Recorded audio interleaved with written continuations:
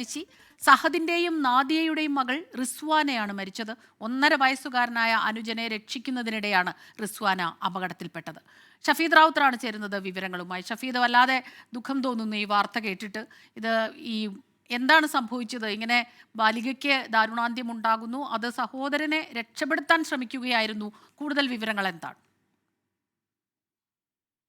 സ്മിത, തിരുവനന്തപുരം നാവായിക്കുളത്ത് നിന്നാണ് ദുഃഖകരമായ ഈ വാർത്ത അത് വരുന്നത്. ഇന്ന് രാവിലെ 9:30 ഈ സംഭവം നടക്കുന്നത്. നാവായിക്കുളം കുടവൂർ സ്വദേശി സഹദിന്റെയും നാദിയയുടെയും മകളാണ് 8 വയസ്സുകാരിയായ റിസ്വാന.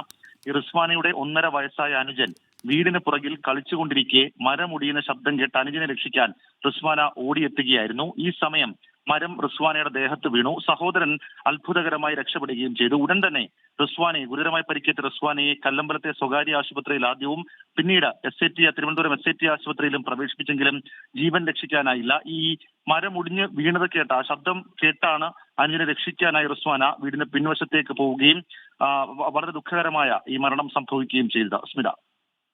യെസ്, ഷഫീദ് റാവുത്തറാണ് വിവരങ്ങളുമായി ചേർന്നത്. വളരെ ദുഃഖകരമായ വാർത്ത തന്നെയാണ്.